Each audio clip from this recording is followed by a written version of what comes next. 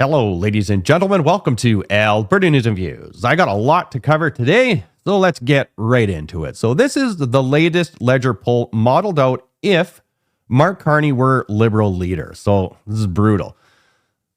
The Liberals at 175 seats, Conservatives at 142 seats. It is so important that you don't dwell on these polls. They are extremely inaccurate and inconsistent. And I'm telling you, Canadians have Stockholm Syndrome. They have mass formation psychosis. We've seen this during the pandemic and especially during the trucker convoy. They will flip-flop on anything. They are just, mind control works. It really does. The thing I really want you to focus on is this area right here. All of the votes, all the seats in Parliament, all the seats that decide the fate of the country are all right here. This is why I say Canada is not a serious country. This is why Justin Trudeau broke his promise on proportional representation, because any serious politician that wants to win an election just has to focus in this area here. The globalist elite bazillionaire, Mark Carney, knows this. You can guarantee the WEF has their marching orders to drop some serious propaganda like polls, with Trudeau Media Corp pushing those polls, and it's all in this area here.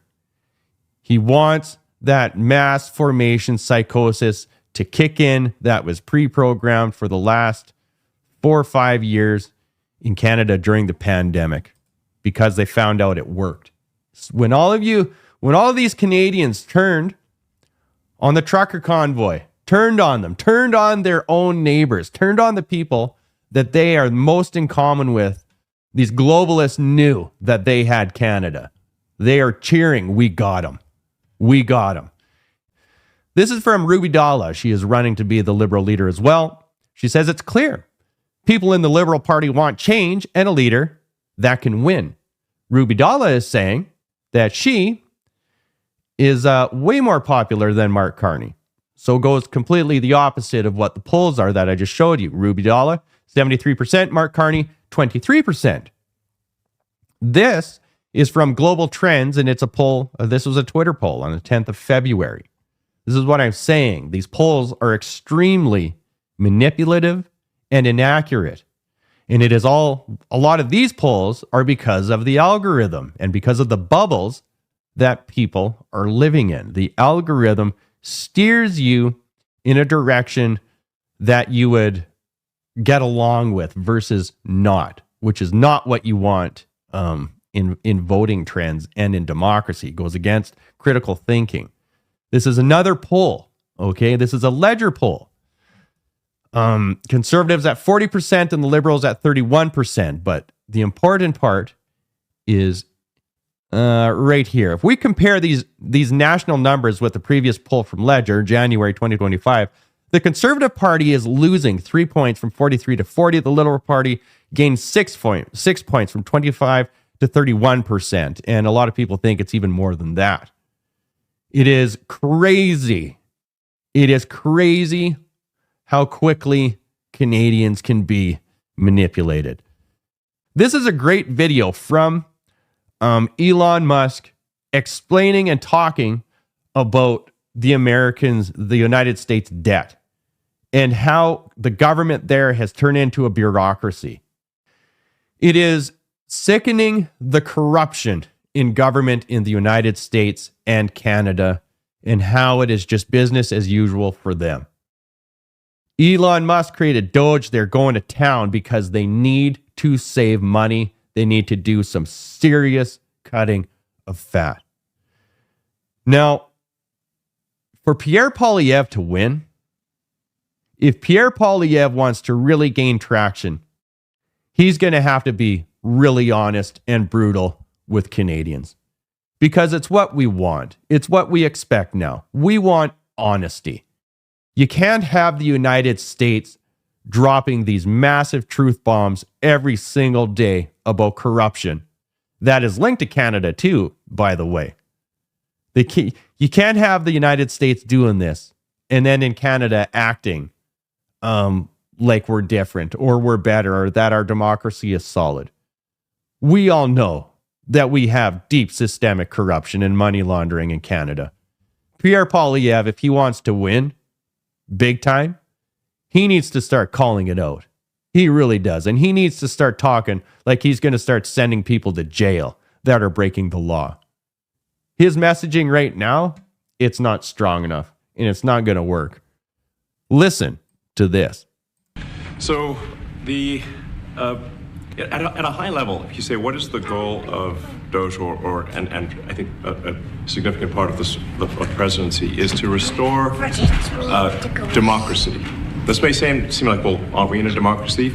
Well, if you don't have a feedback loop, FAX, we would have to, if you sorry. So, I tell you, gravitas can be difficult sometimes. If there's not a good feedback loop from the people to the government, and if you have rule of the bureaucrat, or if the bureaucracy is in charge, and then what meaning does democracy actually have? If the people cannot vote and have their will be decided by their elected representatives in the form of the president and the Senate and the House, then we don't live in a democracy, we live in a bureaucracy. So it's incredibly important that we close that feedback loop, we fix that feedback loop, and that the public's elected representatives, the president, the House, and the Senate, decide what happens, as opposed to a large unelected bureaucracy. This is not to say that there are good people who are in the federal bureaucracy, but you can't have an autonomous federal bureaucracy. You have to have one that is responsive to the people. That's the whole point of a democracy. And if you looked at this, if you looked at the founders today and said, what do you think of the way things have turned out? Well, we have this unelected, fourth unconstitutional branch of government, which is the bureaucracy, which has, in a lot of ways, currently more power than any elected representative. And this is not something that people want, and it does not match the will of the people. So it's just something we've got to fix. And we've also got to address the deficit. So we've got a $2 trillion deficit, and if we don't do something about this deficit, the country's going bankrupt. I mean, it's really astounding that the interest payments alone on the national debt exceed the Defense Department budget, which is shocking because we spend a lot of money on defense, but if that just keeps going, we're essentially going to bankrupt the country. So what I really want to say is, like, it's not optional for us to reduce the federal expenses. It's essential. It's essential for America to remain solvent as a country. And it's essential for America to have the resources necessary to provide things to its citizens and not simply be servicing vast amounts of debt. Boom. Exactly. So you see how that works? See how that works? Are we in a democracy, Canada? Are all of our voices being heard by our government? Are we even allowed an election right now? No, we're not. We don't have a functioning government right now. We're still paying them to do nothing. We are being held hostage and denied democracy. Our governments are not hearing us. It is manipulated. It is not a serious country. It is not a serious democracy because it is not representative of the citizens paying for it and living in this country. Donald Trump knows this.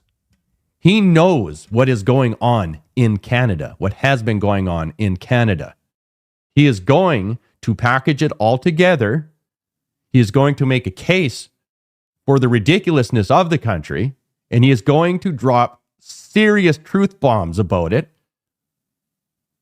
in America on their media, so it's not manipulated by Trudeau Media Corp, and Canadians will see it, and their minds will explode. And maybe the mass formation hysteria will break. Maybe the mind control, that is gripping the minds of Canada will actually dissipate and disappear, and they will think clearly and critical.